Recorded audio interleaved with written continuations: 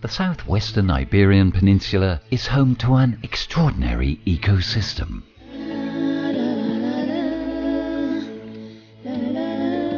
Few in Europe compare in terms of the richness and diversity of nature found here.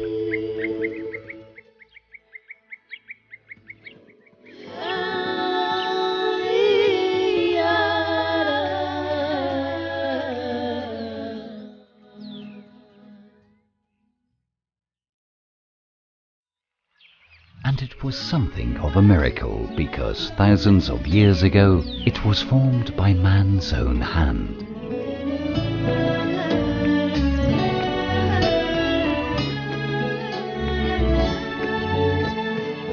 It was an arduous task, but one they chose to do alongside nature, not against it. Hand in hand, century after century, man and nature have worked together to create an extraordinary natural environment that takes up more than 3 million hectares in Portugal and the Spanish communities of Castile and Leon, Castilla-La Mancha, Extremadura and Andalusia. The majority of the land is included in the Red Natura 2000, a European network of protected areas, and also includes 2 prominent Spanish natural parks, Cabañeros and Monfragüe. This natural, unique and magical space is known as the Dehesa.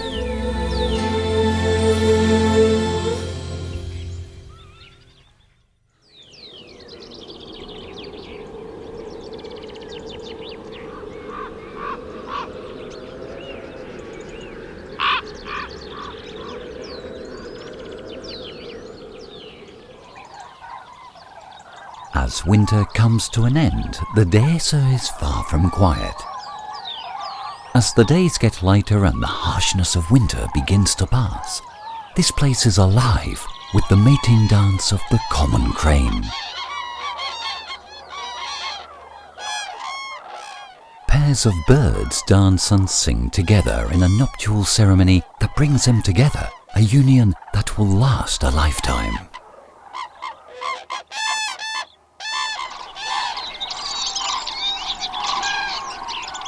The fruits of their marriage will not be born here, but thousands of kilometers away. The nuptial dance means they're about to start their return journey back to the northern extreme of Europe. And that's where they'll raise their young.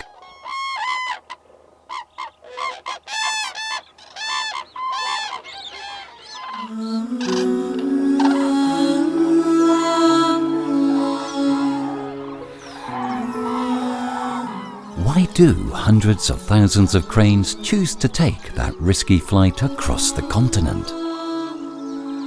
Because the Dehesa is their winter paradise.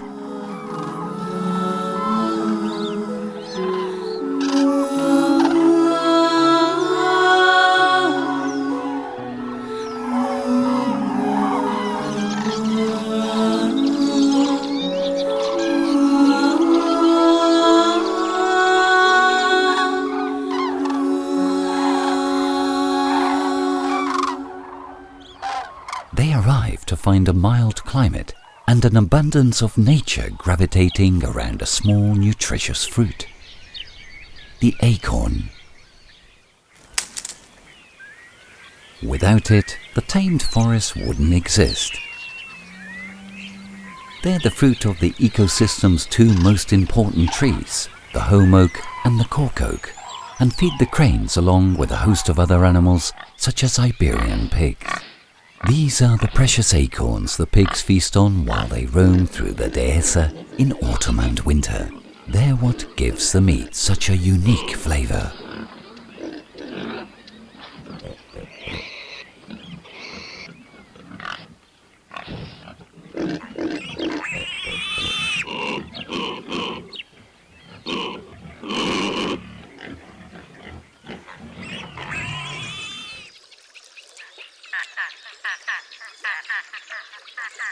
The great crested grebe also finds itself transformed by love in these final winter days on the Dehesa.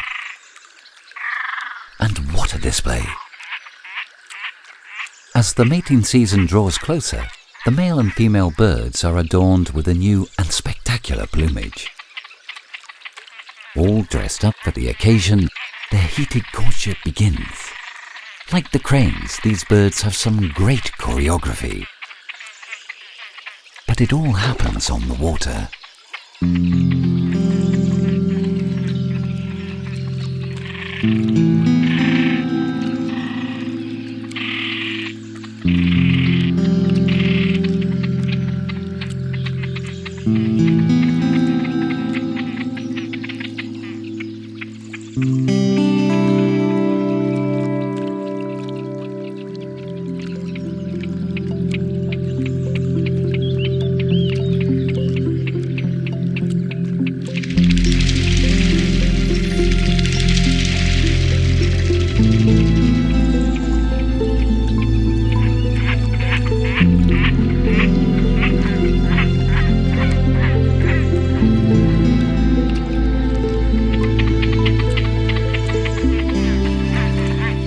These courtship dances aren't just about love.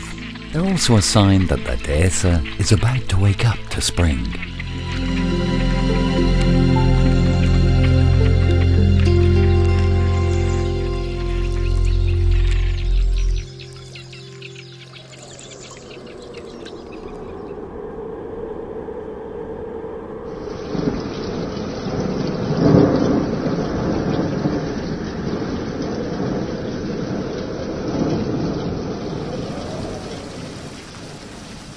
And it'll wake to the revitalizing sound of raindrops.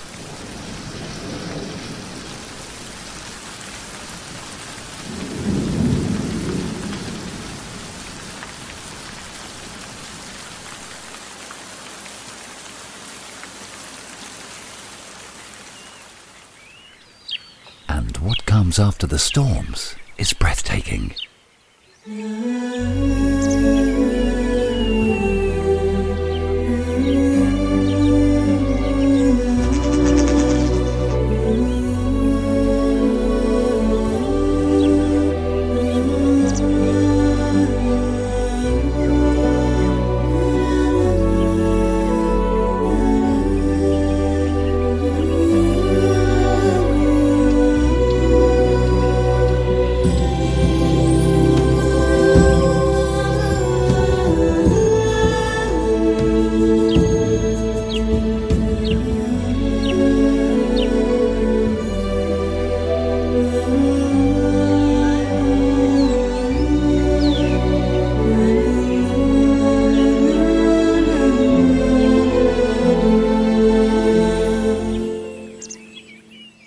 One of the most beautiful flowers of all is part of this astonishing burst of new plant life, the peony.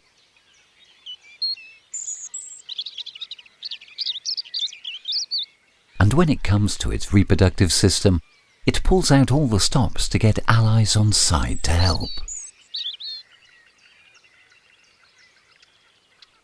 Like this Cetonia beetle, which will gorge itself on the flower's pollen. But it doesn't matter. The peonies produce vast quantities to make sure all their insect visitors go on to pollinate other flowers.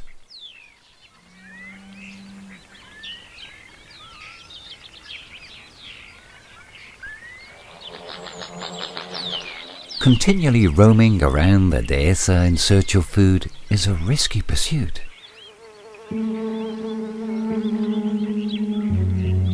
Luckily for this beetle, its shield will protect it from the weaver of the large web it's dared to explore.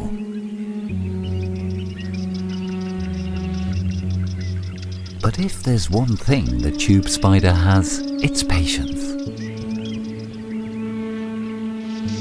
Sitting comfortably in a homespun cylinder where it protects its eggs until they hatch, the spider patiently sits in wait for its reward.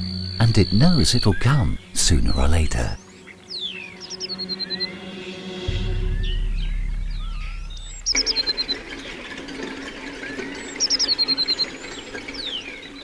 The Dehesa's complex and diverse ecosystem means it's full of surprises.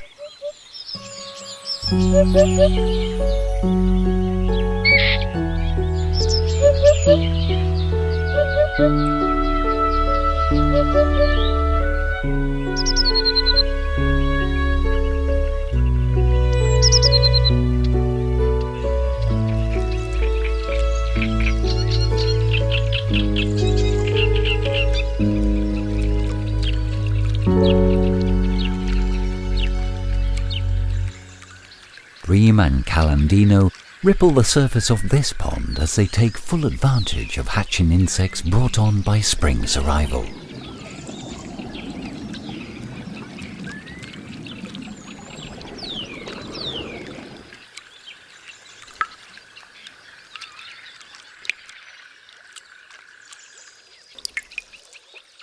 The calandinos, only found here in the southwest of the Iberian Peninsula, have a particularly strange reproductive cycle.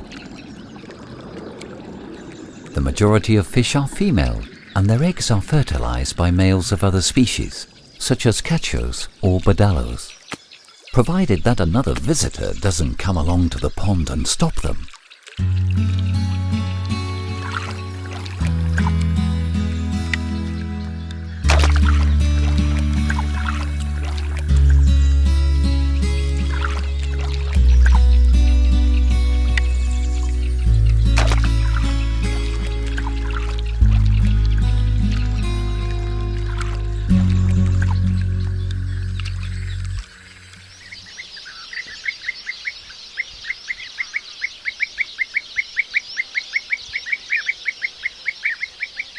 Every spring, the bee-eaters arrive from Africa to the Dehesa to procreate.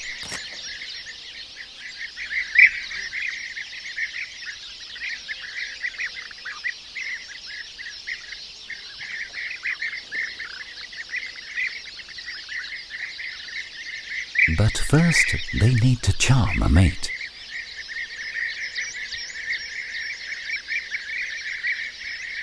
So the males spend a lot of time grooming their feathers and sharpening their beaks, which they use to catch bees to give as gifts when courting, and also to dig their nests.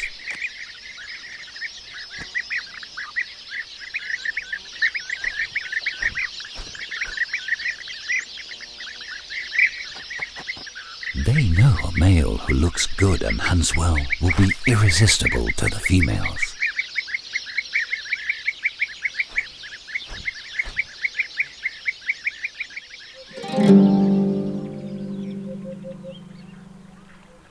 This home oak has seen as many as 800 springs.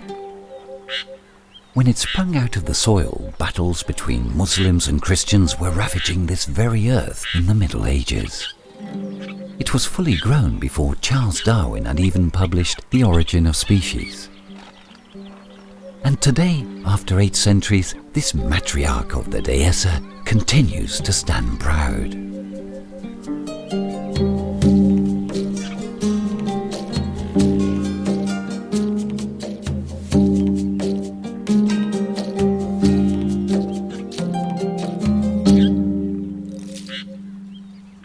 La Torona is the name of the largest home oak tree in the world. It's a symbol of the ecosystem it lives in, an ecosystem as unique as it is.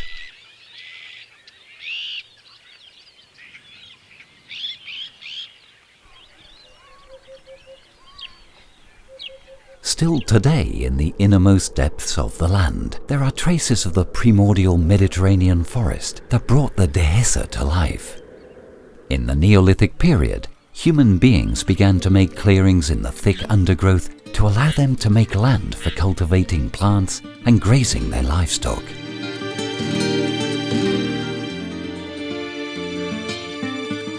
The result is a varied mosaic of pastures, scrubland and rain-fed crops, peppered with large trees, especially home oak and cork oak, creating a landscape that is most similar to the African savanna, but with a Mediterranean climate.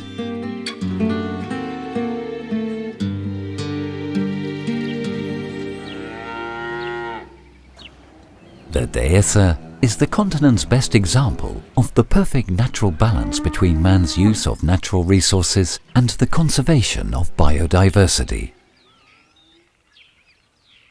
And the Dehesa has a lot to offer us. cork is taken carefully from the bark of cork oak in a way that doesn't damage the tree.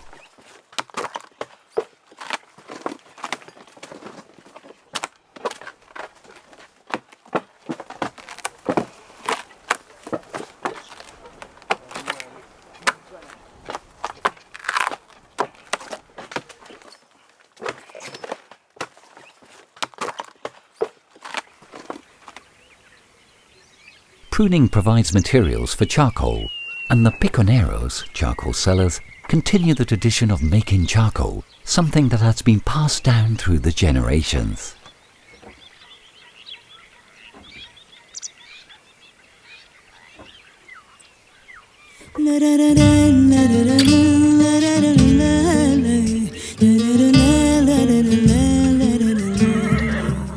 The Dehesa offers livestock farmers a vast expanse of land to raise their animals.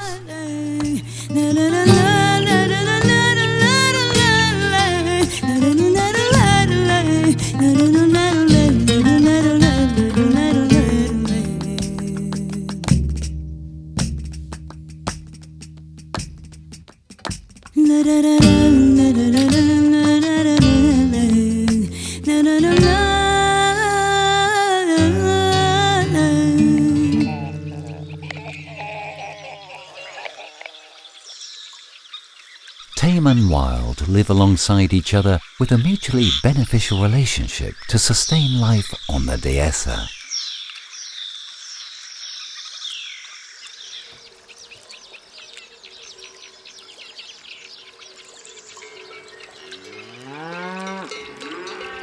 Cattle egrets know that where there's a herd there will be rich pickings for them in terms of food.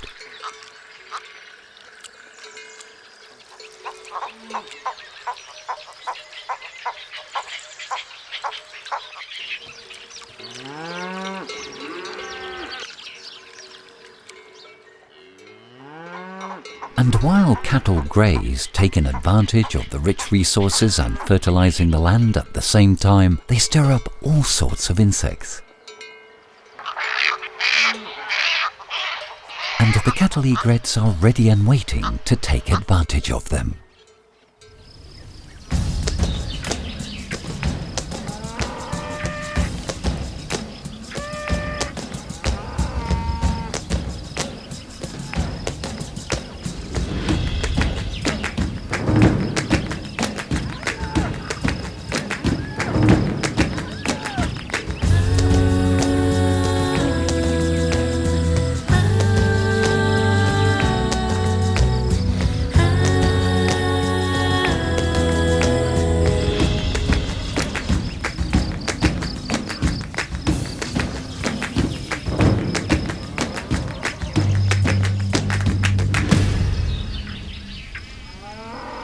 This herd of fierce bulls certainly welcomes the cattle egrets' help in freeing them from the clouds of insects that harass them. The bulls' rage or their scare tactics swatting them to the ground don't help after all.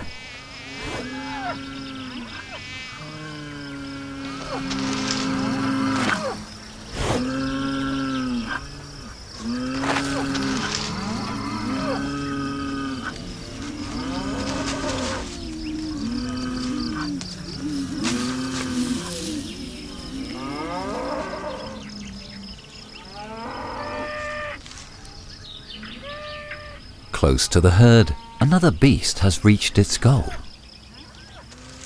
But it's not easy to swallow.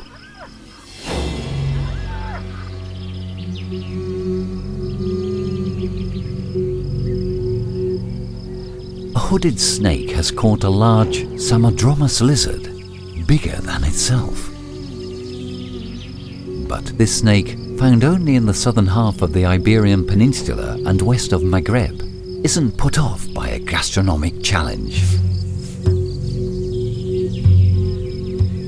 Its venom takes effect, paralyzing but not killing the lizard. And it starts to swallow it down.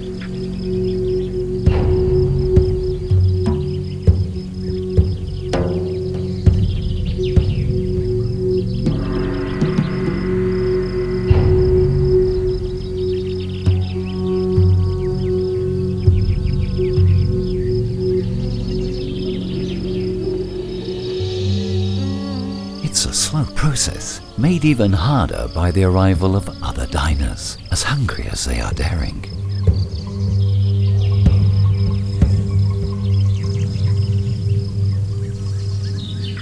Forest ants hunt insects and also feed on carrion, and see the immobile lizard as an opportunity for something to get their strong jaws into.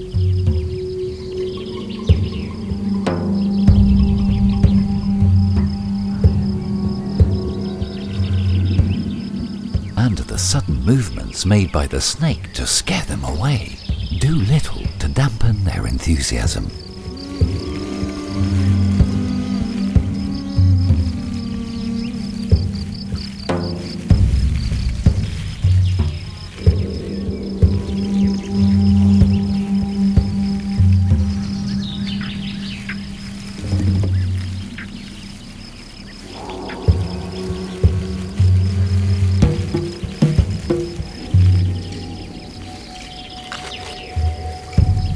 It will take it more than an hour, but in the end the hooded snake will devour its prey, something that will keep it alive for a few more days.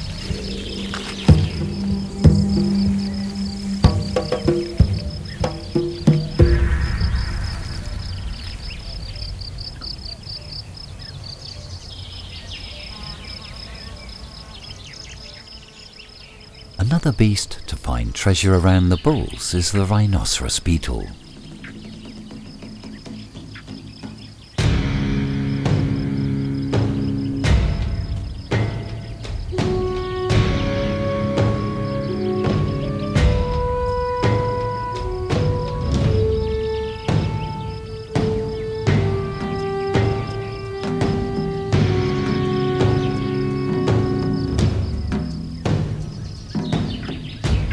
The male, as the protuberance on its head shows, is driven by procreation.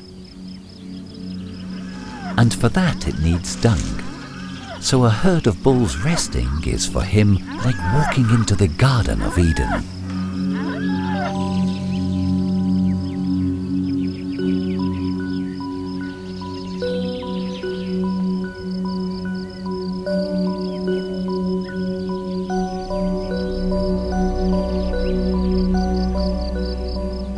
His abundant stamina allows him to effortlessly dig a hole close to fresh excrement. When they've finished, the male and female will take pieces of manure inside. And there, the mother will deposit her eggs. When they hatch, the larvae will feed on what was once their crib.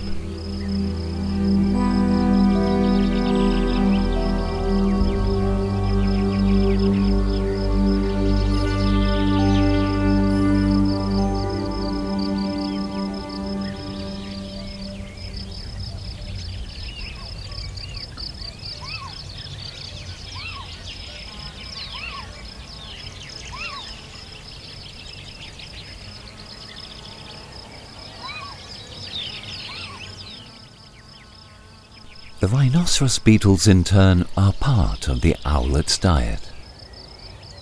But for now, all the birds' attention is on another tasty morsel they've been stalking from their posts in the home oak.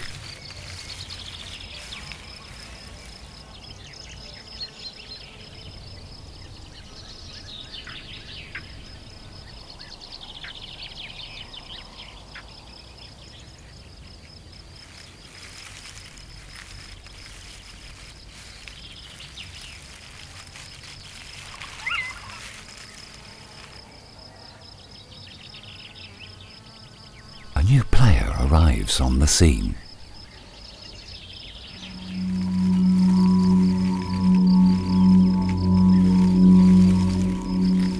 The owlet knows that the ladder snake is a competitor it's not worth getting involved with.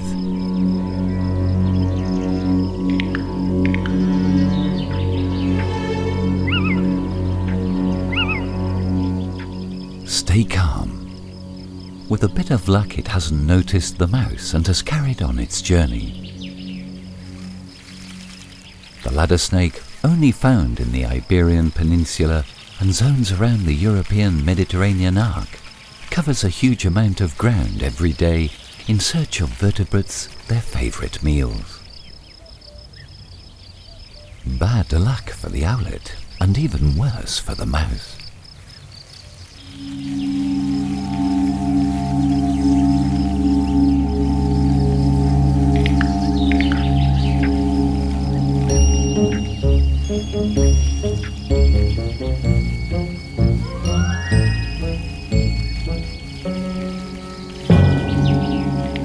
The snake has picked up a scent thanks to its sharp sense of smell and its tongue, which picks up scent molecules left by prey.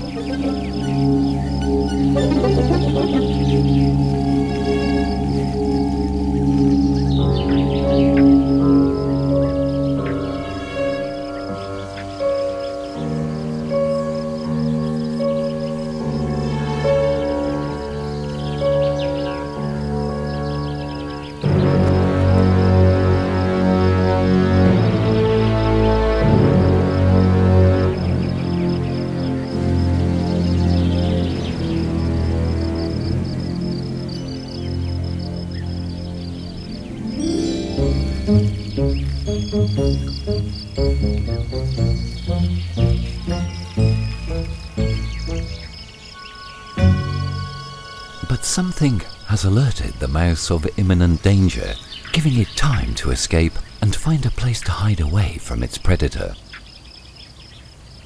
But a stack of rocks are no obstacle for the ladder snake. It can find its way into any hollow.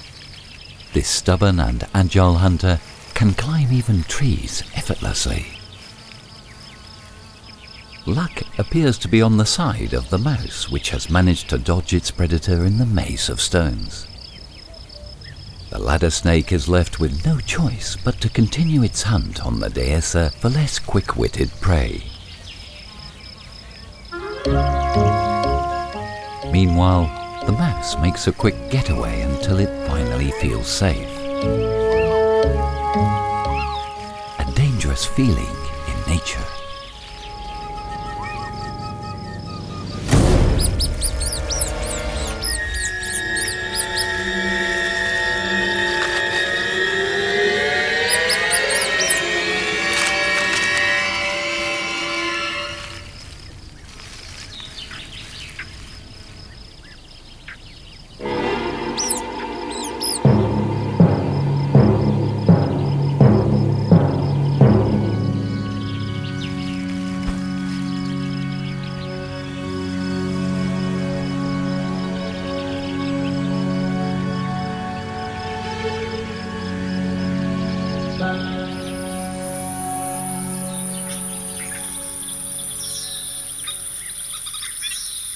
It's hot, very hot.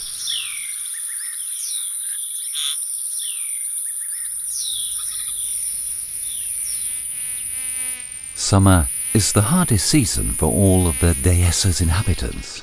It barely rains, and it's not uncommon for temperatures to exceed 40 degrees centigrade on successive days.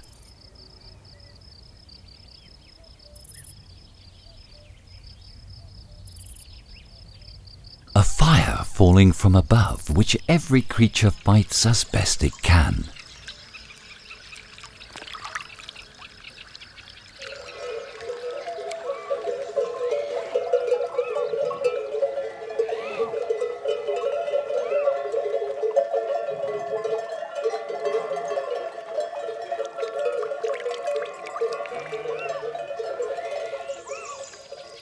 More and more wetlands and ponds are disappearing because of the brutal sun, so the ones that survive are very much in demand.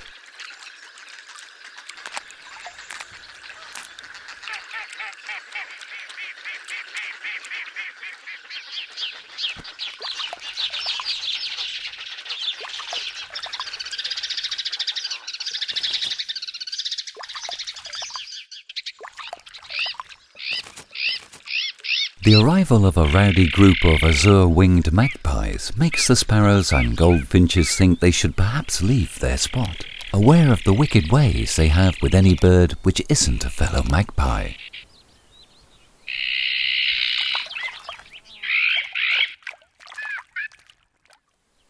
They're particularly gregarious too, spending a lot of time forging links amongst themselves, for example, by getting rid of parasites on each other after a refreshing dip.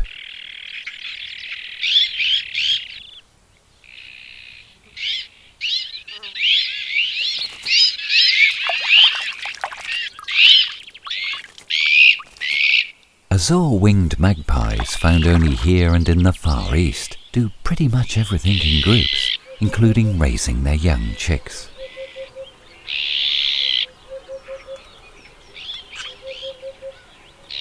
It's common for parents to get help from other magpies to feed their young.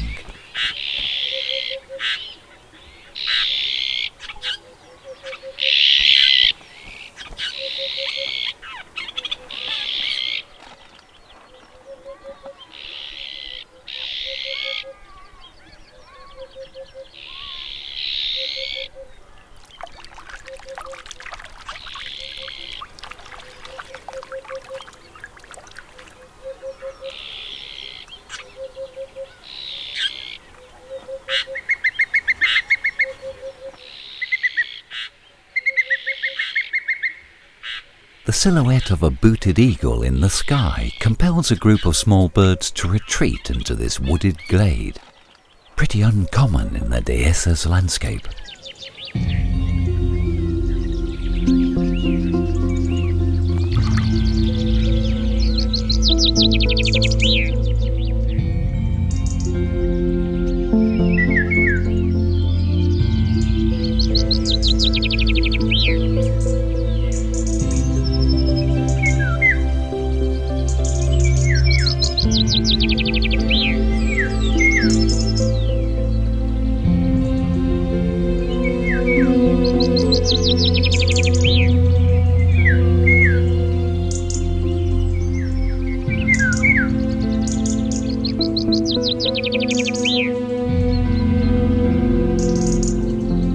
The density and variety of species that make up this glade encourage moisture from the nearby Atlantic Ocean, turning it into a perfect spot for small birds to come and find food, shade and water, and a safe refuge.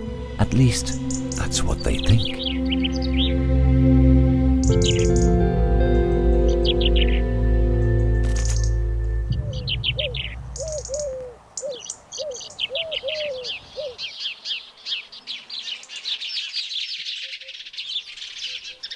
The carefree sparrows circling the booted eagle on the hillock seem to contradict the bird's reputation as a lethal hunter.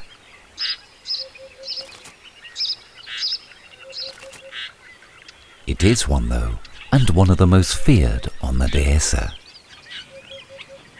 But now it's focusing its attention on what could be hidden in this small wooded area.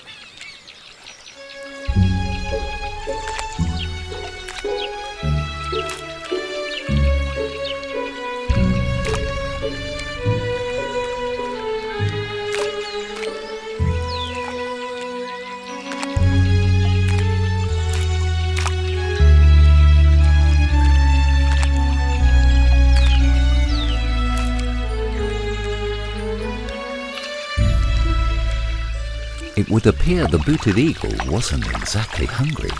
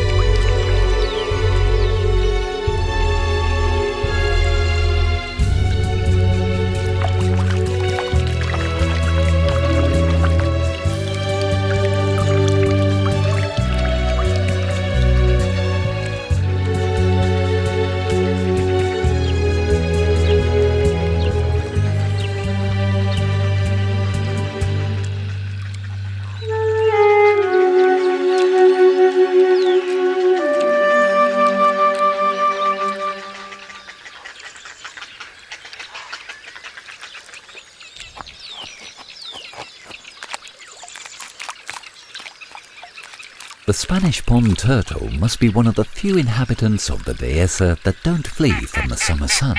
In fact, they love it.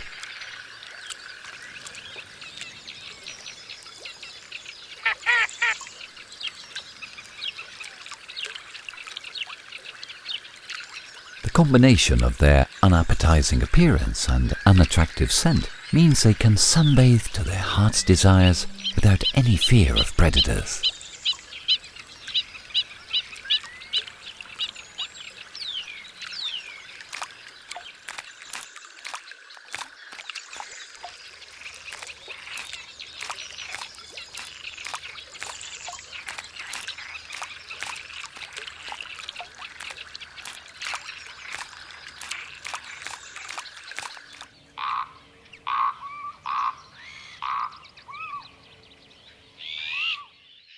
It isn't the sun or the lack of rain killing the Dehesa's most characteristic trees. Corpses of home oaks, cork oaks and oaks are rotting away, beaten by la seca.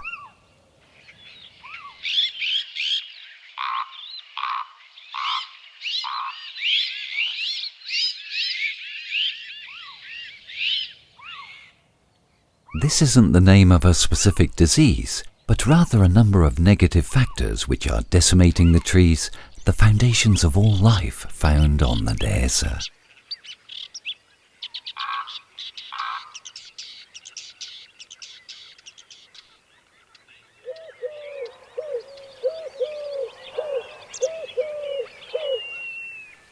One of the factors responsible for la seca comes along in summer. The air is filled with the deafening sound these beasts make by rubbing their necks on their shells, their way of trying to escape the threat of a nearby hoopoe.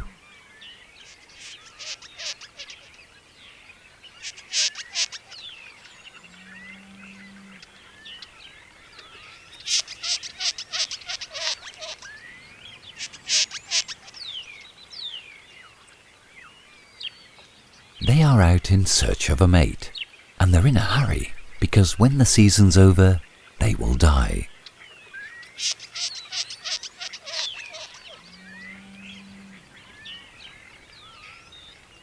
Longhorn beetles spend up to 3 years as larvae, feeding themselves by digging hollows in the interiors of the trees they hatched in.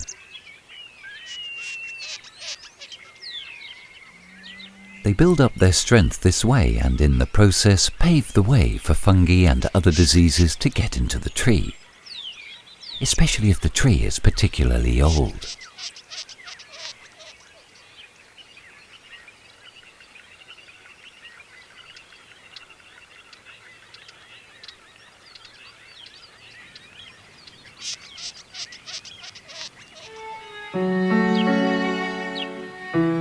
The most effective way to combat the grave threat of la seca, it's thought, is to regenerate the forest by planting more trees.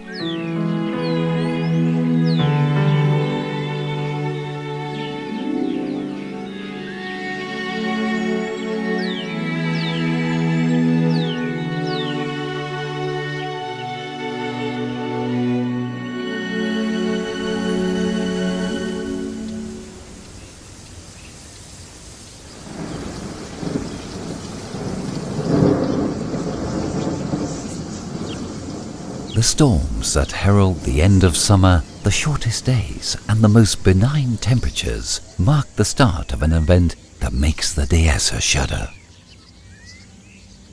The bellowing of the Iberian deer.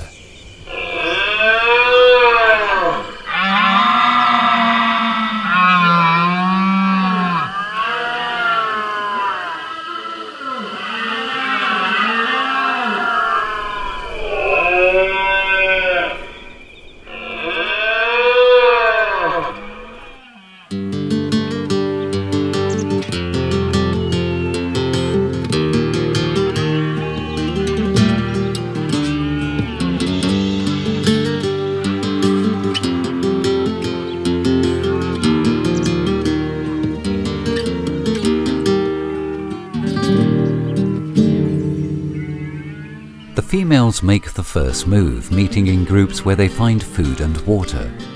No mean feat after all those months of heat and drought.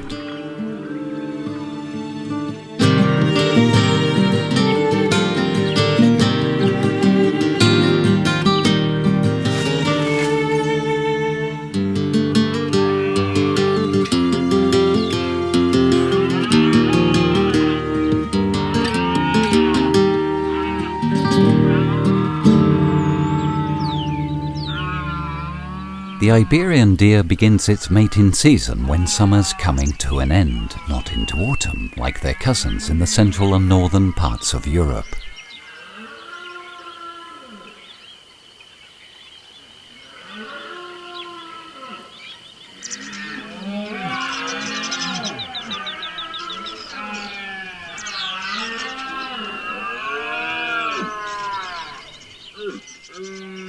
The gatherings of females are an irresistible magnet for the stags, which, brimming with testosterone, are ready for anything and have their spectacular arms at the ready.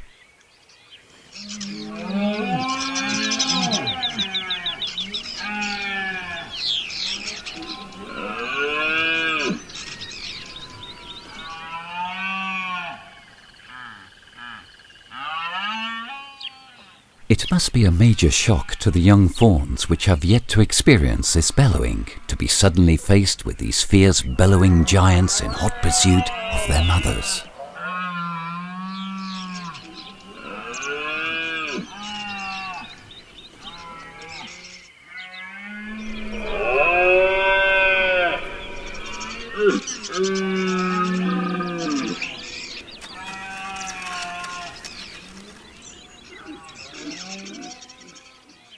The bellowing isn't a provocation, it's both a call to the females and a warning.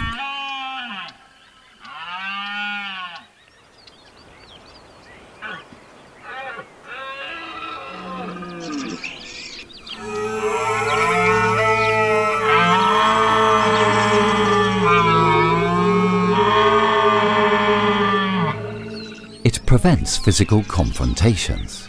The strength and level of repetition of the bellowing warns any approaching males which they need to get past if they want to approach a particular group of females.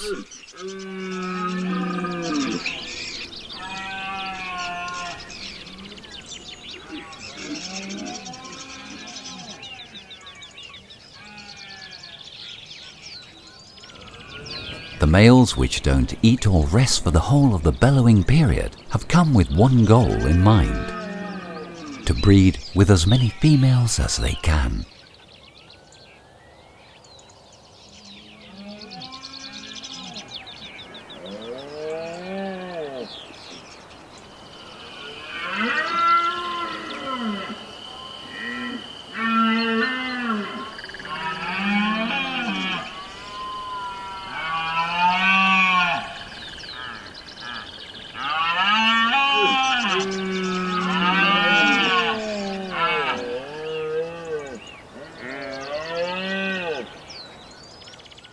It's an impulse that gets into every cell of their bodies.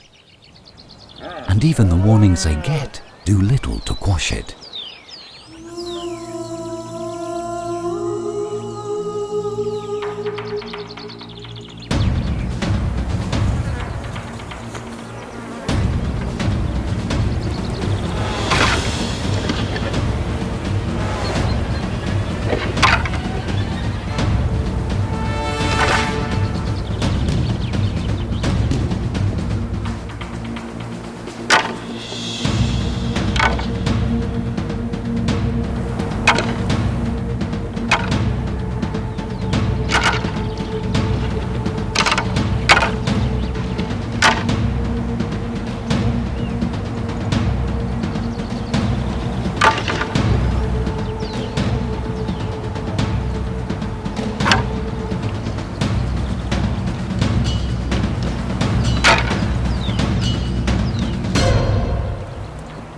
Victorious, the champion has won the final privilege of passing on his genes to the harem he has so vigorously defended.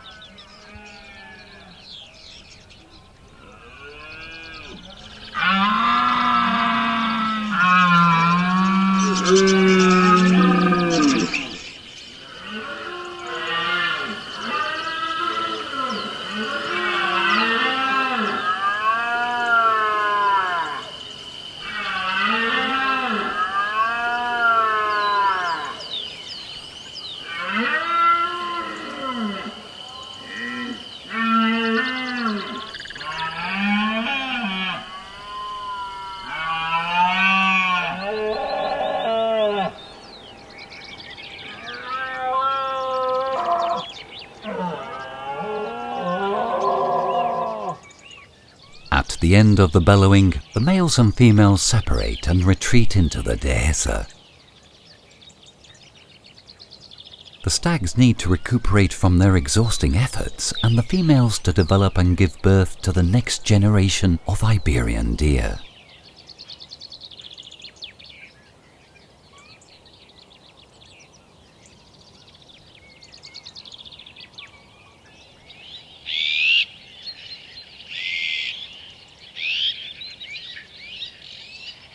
The bellowing sounds have gone, but the air of the Dehesa is far from barren.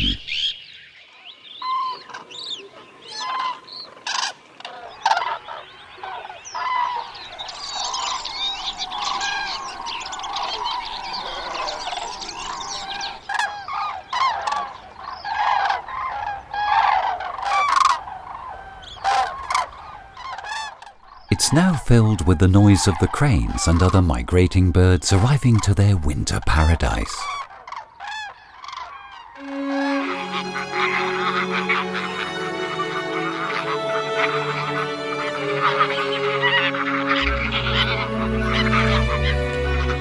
The cycle of nature has completed once more. Life goes on. The Dehesa is alive.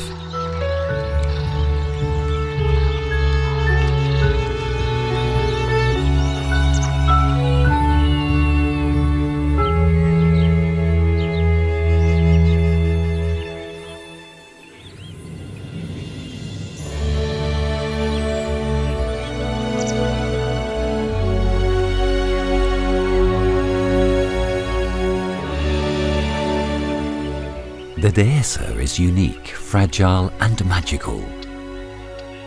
And it stays this way because each dawn marks another chapter in a long and fascinating history of wildlife, respect, sustainability and conviviality.